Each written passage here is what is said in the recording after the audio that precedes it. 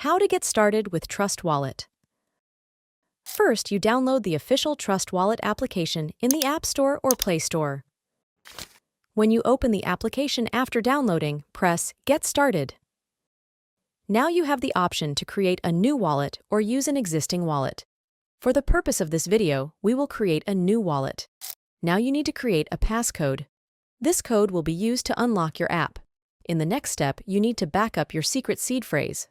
You have the option to store your phrase manually or back up in iCloud or Google Drive. We highly recommend you to store this manually. Now you need to tap all checkboxes to confirm you understand the importance of the secret seed phrase and press Continue. Make sure to write down your phrase immediately and store this in a safe place. Do not share this code with anyone. Now, Trust Wallet needs you to confirm the seed phrase you just wrote down. Choose the correct words in the order Trust Wallet is asking for. After you completed this, you need to press Confirm.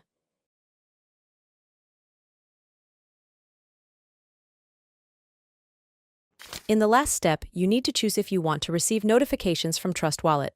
Congratulations! You have now set up your wallet for trading. Thank you for watching this tutorial.